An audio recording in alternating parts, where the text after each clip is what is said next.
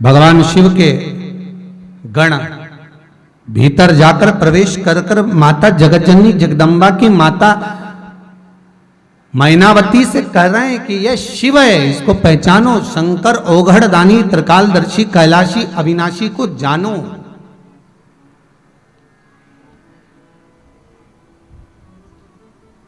ये कोई साधारण नहीं है मेरा,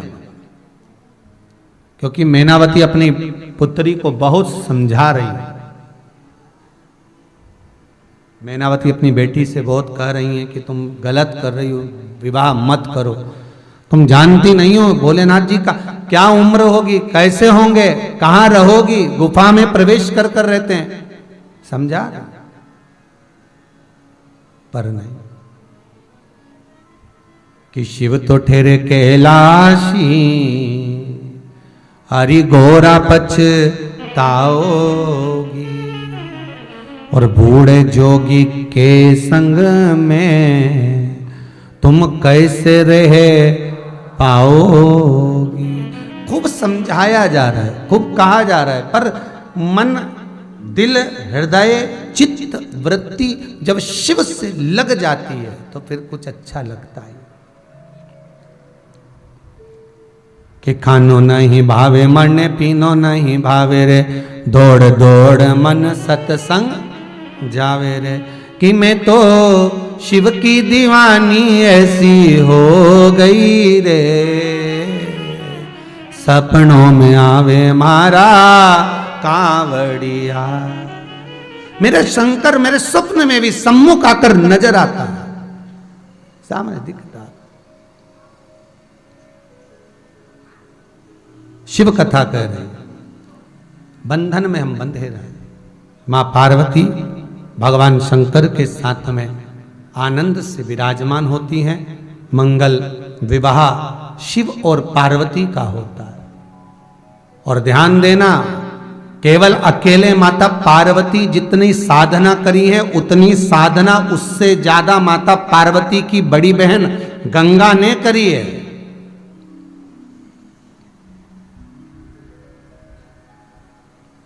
उससे ज्यादा साधना करी गई है।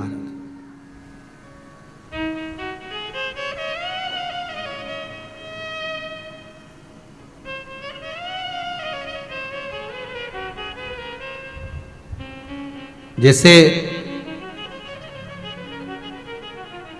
कुंभकर्ण की धर्मपत्नी करकटी, जो पाताल में जाकर वासुकी नाग से पूछकर कहती है कि मैं आराधना किसकी करूं, क्योंकि अगर मेरे पुत्र को, मैं जानती हूं कि राक्षस प्रवृत्ति का पैदा होगा, राक्षस होगा, क्योंकि कुंभकर्ण का बेटा है, राक्षस होगा, पर इसकी गति सुधारने के लिए मैं चाहती हूं कि देवाधिदेव महादेव स्वयं इसके प्राणों को हरे, तो मैं जानू।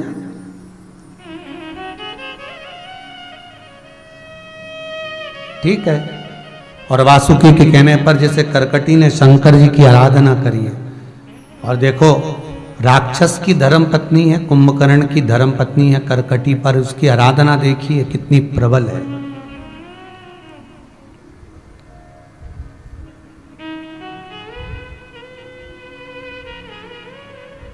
काट्य देश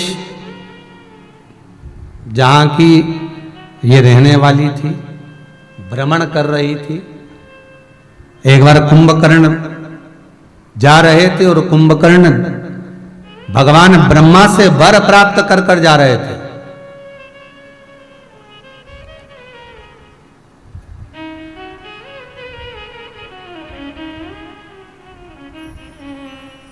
और वर प्राप्त कर कर जब कुंभकर्ण निकल कर जा रहे थे, इस करकटी को जब कुंभकर्ण ने देखा था, तो इसका सौंदर्य देखकर, इसका स्वरूप देखकर कुंभकर्ण ने इससे विवाह कर लिया।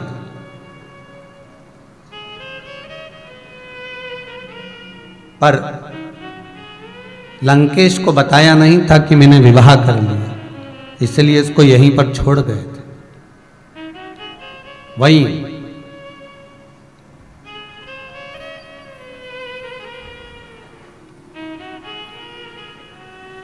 उस पर्वत का नाम था सहाद्री पर्वत। कौन सा पर्वत था? सहाद्री पर्वत, जिस पर कुंभकर्ण अपनी धर्म पत्नी करकटी को छोड़कर गए थे और उस पर्वत पर करकटी अकेली रहती थी। पूरे सहाद्री पर्वत पर करकटी कुंवारी अवस्था में जब करकट नरेश के यहां निवास करी तभी भी उसने आराधना, बस ये है कि उस समय पर उसने किसी देवी की आराधना करी थी। और हो सकता है हमारा हिंदू धर्म, हमारा शास्त्र कहता है तो देवी तो अनेक प्रकार की होती है। कोई अब कितनी देवियां, सबकी कुल देवियां अलग अलग होती हैं, कोई की कोई नाम, कोई का कोई नाम, कोई का कोई नाम, तो हो सकता है किसी देवी की आराधना। पर हम ये मानते हैं कोई भी देवी की आराधना करी पर होगी तो वो पार्वती ही होती, माँ जगदम्बाई, माँ जगत जननी, माँ दुर्गा। रूप भले अलग हो, स्वरूप भले अलग हो।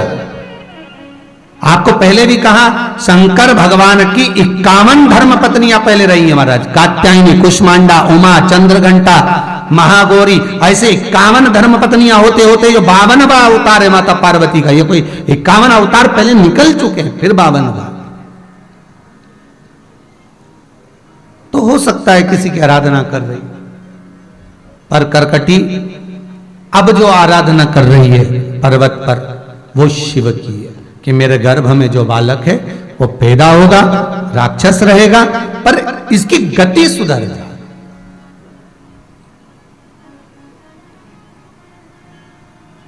आप लोगों ने कभी कोई व्यवस्था सोची है आपकी आखिरी की?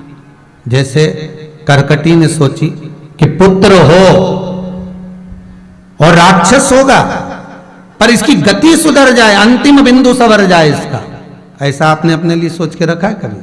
तो हमने आखिरी में सोच के रखा है ये बड़ी बहू को दे दूंगी, ये छोटी को दे दूंगी, मेरे पास में 3 चेन पड़ी है और ये छोटी, ये मंजली, ये बड़ी, और 2 एक अंगूठी पड़ी है, तो भांजा भांजी का ब्याह जब होगा छोरी की हमारा तो भरना पड़ेगा तो उसके यहाँ दे दो। और ये मेरी पेटी में जो साड़ियाँ भरी है उसमें भी अंदाजा लगा के बैठी, ये वाली साड़ी इसको दे देंगे, ये सामान इसको दे देंगे। तुमने अंतिम समय तक का जो विचार करा है, ये इसको दे देंगे, ये प्लाट इसको दे देंगे, ये घर इसको दे देंगे, ये बिल्डिंग का एक हिस्सा इसको दे देंगे, ये तुमने केवल बेटों के लिए देने की बात सोची है। कभी तुमने ये विचार करा कि अंतिम समय में, आखिरी के क्षण में तुम सब कुछ दे दोगे? माना तुम्हारा है, तुम्हारे पुत्रों का है, तुम्हारी बेटियों का है, खूब दो, दिल से दो। और कभी ये विचार करा कि मेरे बेटे भी रहेंगे, बहुएं भी रहेंगी, मैं भी रहूंगी, पर अंतिम घड़ी, अंतिम पल, अंतिम क्षण मेरी गति कैसे हो, वो सोचकर बैठे हो?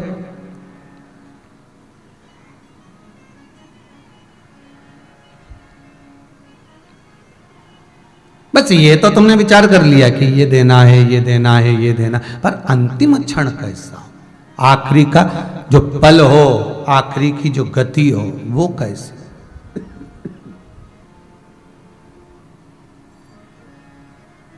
ज्यादा से ज्यादा ये होगा तो ये भी कह दिया होगा कि देखो हम मरेंगे तो तुम्हें कहीं जाने की जरूरत नहीं, पेटी में साड़ियां इतनी रखी है, बांट दे। और इससे ज्यादा कुछ नहीं सोचा हो।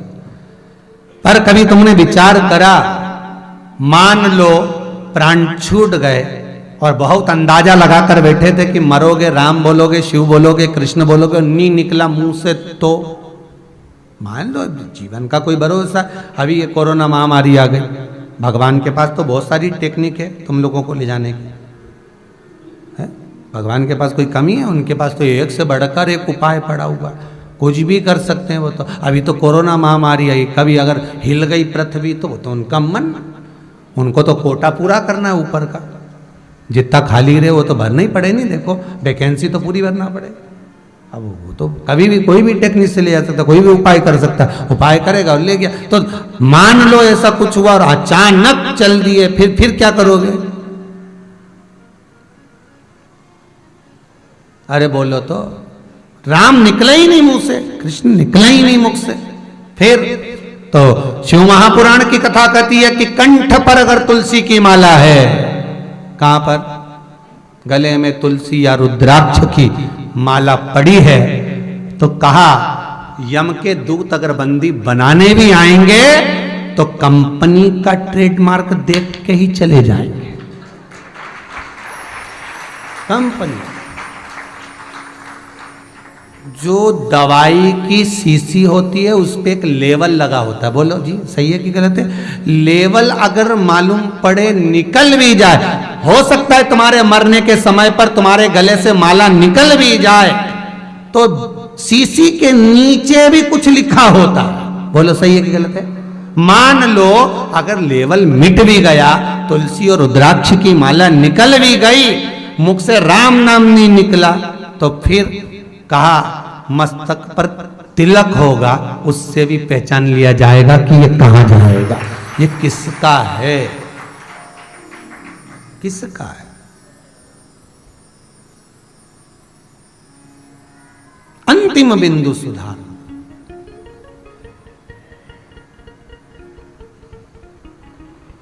अंतिम बिंदु। इसलिए जितने भी देवी देवता हैं ये कंपनी का तिलक लगाते हैं, ब्रांड। भगवान श्री जी बाबा को देखना, नाथ द्वारा वाले, उनका फोटो देखना, उनके भी सोने की 3 लाइन नजर आएगी, उसके बाद ऐसा तिलक नजर आएगा। मतलब ब्रांड अलग ही दिख रहा है कि संग भगवान भी चाहते हैं कि वहीं जाना है, उसी कंपनी। भगवान विष्णु को देखना, वेंकटेश भगवान को, 2 सफेद 1 लाल, बस अंतर इतना है आड़े की जगह खड़े हो गए तिलक, तो उन्होंने कहा कंपनी वही है। पंडरीनाथ का दर्शन करना, वही नजर आए। ब्रह्मा जी का दर्शन करना, वही नजर आएगा। इंद्र का दर्शन करना, वही नजर आएगा। सत्यम शिवम सुंदरम, वो 3 रेखाएं, बस सब जानते हैं कि एक कंपनी ऐसी हो जिस कंपनी, कभी कभी बल्ब जो होते हैं ना, वो CFL का गड़बड़ हो जाता है तो उस पर तारीख लिखी होती है, वही कंपनी में वापिस हो जाता है। हो सकता है हमारे मुख से राम नहीं निकला, कृष्ण नहीं निकला, शिव नहीं निकला, अंतिम समय में हमारे प्राण जब छूटे तो हो सकता है हम भजन नहीं कर पाए, हम माला भी नहीं पहन पाए।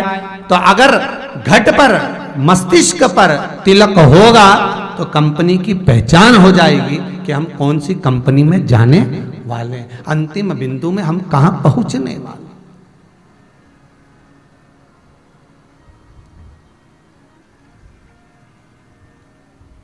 अच्छा, जब प्राण निकल जाते हैं, सही है, जब मर गए, तुम्हें नहवाए जाए, मरने के बाद जब नहलाते हैं, नहला के कपड़ा पहनाते हैं, तब भी लोग तिलक लगाते हैं। बोल लगाते हैं ना। अब उसके बाद तिलक लगाने का कौन सा फायदा हुआ रे? वो तो निपटी गया।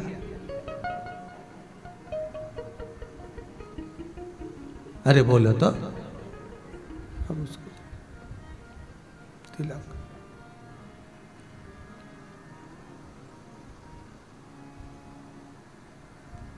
और मान लो अगर कोरोना महामारी जैसी बीमारी रही तो निपटने के बाद भी घर नहीं आया तो फिर, अब ये भी एक टेंशन की बात है, फिर क्या करें?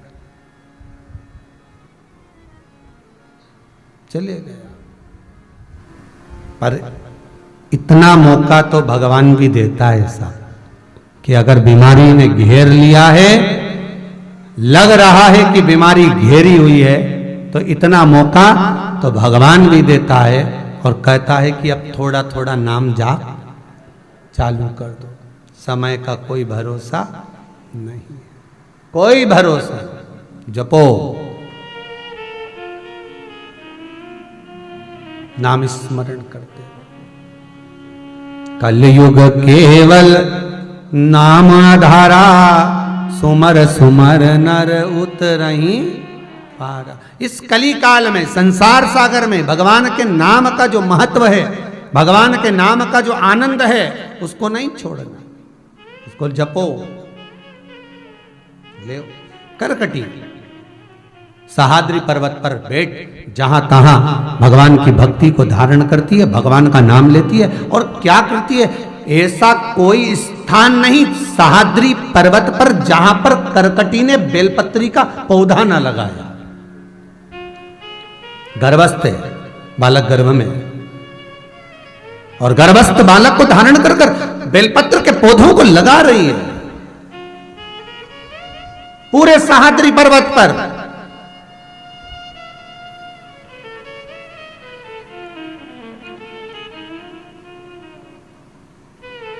जहां तहां पर, हर जगह पर बस वो पौधा लगा रही है।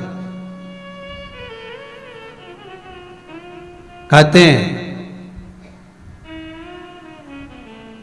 एक बार करकटी बैठी थी, बेलपत्री के वृक्ष के नीचे बैठकर करकटी का जब उदर में कष्ट उत्पन्न हुआ, बालक का प्रसव का समय आया। कुंभकर्ण का लड़का पुत्र भीमा पैदा हो रहा था।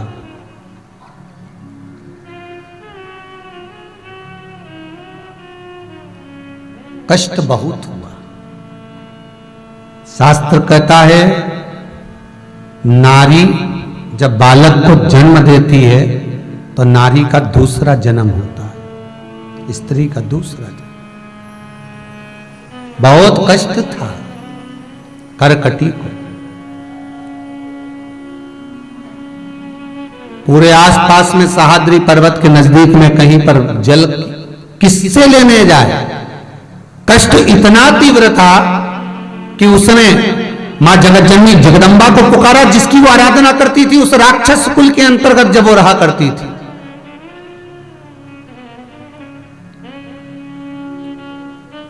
मां बहुत प्यास लगी है और मैंने जिसकी आराधना कुंवारी अवस्था में करी वो मां मुझे जल दे। जल मां देती, उसी समय पर उस करकटी के गर्भ से पुत्र ने जन्म लिया जिसका नाम भीमा हुआ। उसी समय पर माता ने एक जल की धार दी और जल की धार उसके मुख में गई, जिससे एक नदी उत्पन्न हो गई। जो बेटे को जन्म दिया जिसका नाम भीमा था, तो नदी का नाम भी भीमा नदी कर दिया गया। कौन सी नदी है? भीमा।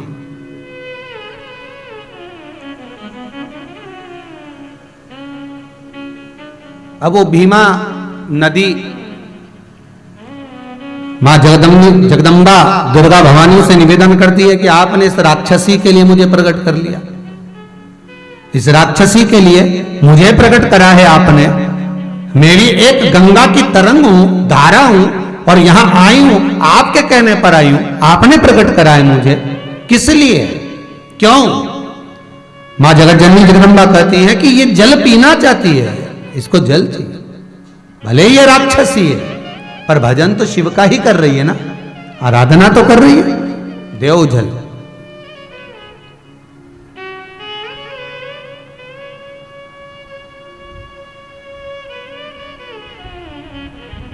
गंगा की वो धारा जो भीमा नदी के रूप में प्रकट हुई है, वो धारा कहती है पार्वती मैया, मैं एक राक्षसी के लिए अगर प्रकट हुई हूं तो दुनिया के लोग मुझे पूछेंगे नहीं, मेरा आदर नहीं करेंगे, सम्मान नहीं करेंगे। जितना गंगा को पूजते हैं, जितना यमुना को पूजते हैं, सरयू को पूजते हैं, जितना मंदाकिनी सरस्वती को पूजते हैं, उतना मुझे कोई नहीं पूजेगा। मां जगतजननी जगदम्बा कहती है, ए भीमा नदी, मैंने तुझे इस करकटी के लिए प्रकट करा है। तू गंगा की एक धार है, यहां आकर मैंने तुझे प्रकट करा। जिस समय पर ये नारी पुत्र को जन्म दे रही है, माना, पर तुझे मैंने प्रकट करा है। जितना गंगा का बल होगा उतना ही तेरा भी बल होगा। जितनी वो पूजी जाएगी उतनी तू पूजी जाएगी। हे भीमा, आगे जाकर तू गंगा की ही एक तरंग में कृष्णा में जाकर मिल जाए। कहते हैं भीमा नदी के तट पर भगवान शंकर के और भगवान कृष्ण के और नारायण के हजारों मंदिर हैं महाराज। केवल एक भीमा शंकर ही भीमा नदी के तट पर नहीं है, हजारों मंदिर भगवान शिव, राम और कृष्ण के हैं। जहां तक भीमा बही है वहां तक कृष्णा में जाकर मिली, तब तक कृष्णा नदी में जाकर मिली। ये कोई साधारण नदी नहीं है। भीमा नदी का भी प्रबल भाव हमारे यहां स्कंद पुराण में लिखा है महाराज। जब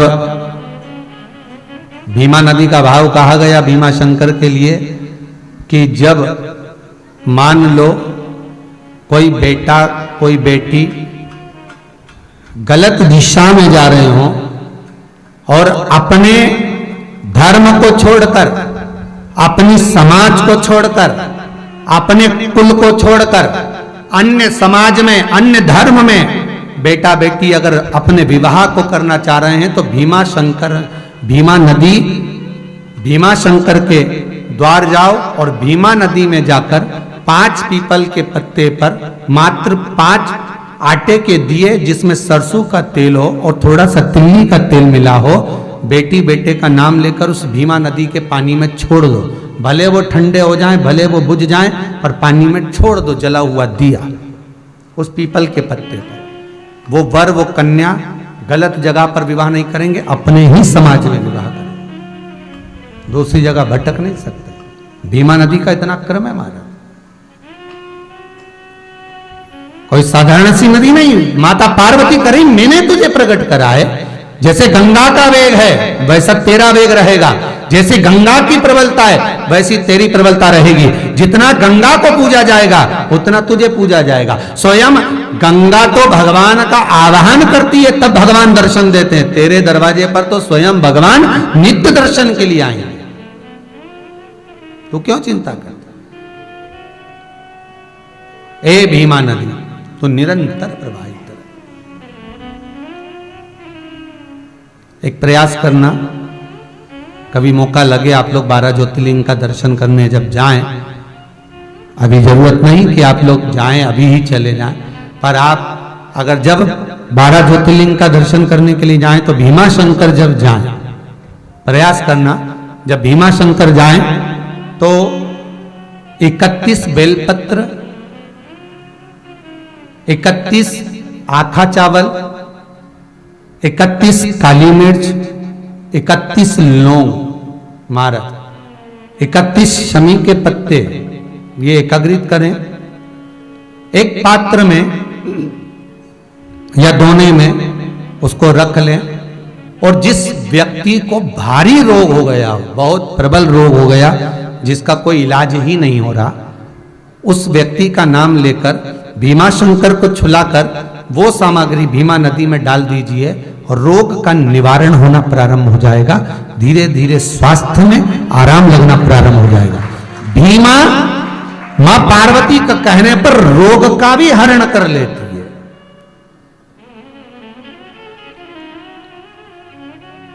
वो भीमा जैसे आपको पहले कथा में कहा था, यदि आपने करमाला की कथा सुनी होगी, करमाला महाराष्ट्र में जब कथा बाची थी तो उसमें चंद्रभागा नदी का वर्णन किया था, जिनके तट पर भगवान विष्णु, भारत की भूमि पर केवल एक भगवान विष्णु का मंदिर ऐसा है पूरे भारत में जिनके सिर पर शिवलिंग है, वो पंढरपुर के हरि विठ्ठल है, जिनको वारकरी संप्रदाय के लोग आषाढ़ी एकादशी पर विठ्ठल विठ्ठल पांडुरंगा कहते कहते पहुंचते हैं दर्शन के। पूरी दुनिया में एक मंदिर हरि विठ्ठल का, जिनके मस्तक पर शिवलिंग है, माथे पर शिवलिंग विराजा हुआ। तो चंद्रभागा नदी के तट पर वो शिवलिंग, वो भगवान पांडुरंगा विराजे हैं। तो चंद्रभागा का वर्णन किया गया था कि उनके पिता का नाम, उनकी माता का नाम, उनका स्मरण अगर कभी आपने नहीं सुना हो तो करमाला वाली कथा को निकालना और एक बार उसको अच्छे से सुनना। चंद्रभागा नदी का एक एक व्याख्यान वर्णन उसमें किया गया। जैसे भीमा का आनंद है वैसे वो चंद्रभागा का भी एक आनंद है महाराज। तो बालक जन्म लेने के बाद निरंतर नित्य माता को देखता, माँ क्या कर रही है, और माँ से कभी उसने ये नहीं पूछा कि पिता कहाँ है, पिता कहाँ चले गए, पर वो बस माता को देखता है कि माँ बेलपत्री को रोपित करती है और पूजन करती है, जल चढ़ाती है। शास्त्र कहता है बेलपत्र के नीचे भी जो जल चढ़ाया गया वो शिव को ही प्राप्त हुआ, शंकर को ही मिला, वो जल चढ़ा रहे। और शिव की आराधना में महाराज, शंकर की आराधना में निरंतर डूबी रहती है। शिव की आराधना में हर पल भगवान शंकर से निवेदन करती रहती है। भगवान शिव की आराधना में निरंतर डूबी रहती है।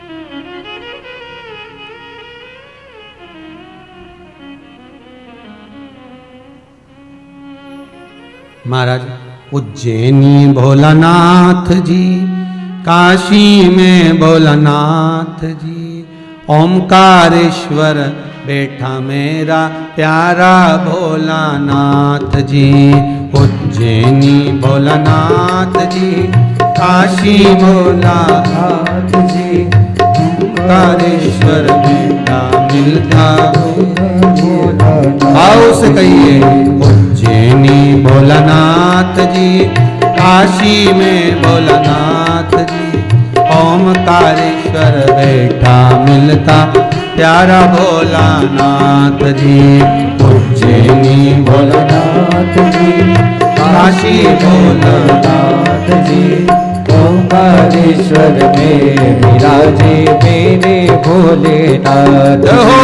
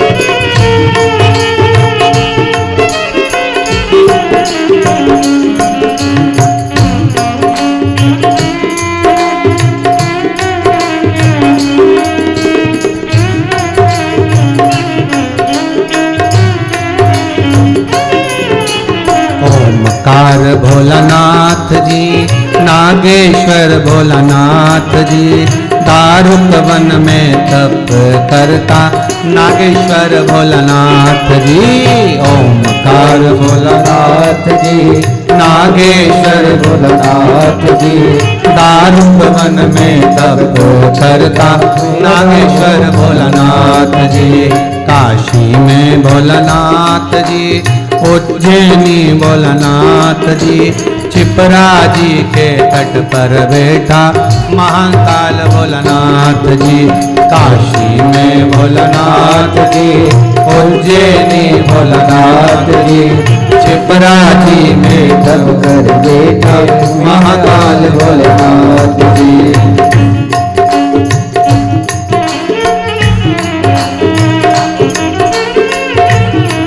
आओ से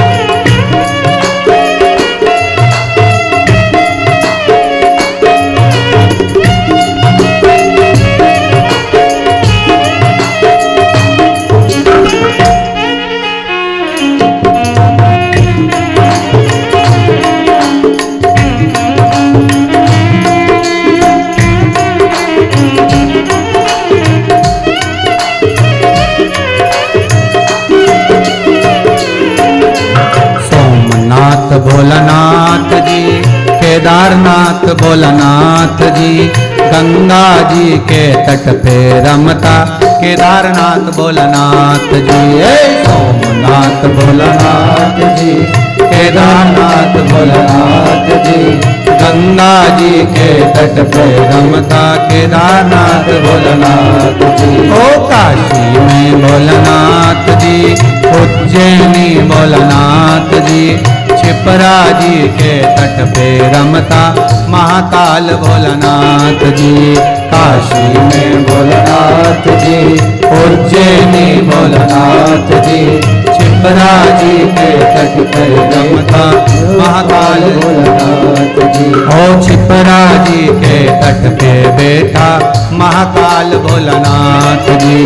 छिपरा जी के तट पर बैठे महाकाल भोलानाथ। हर हर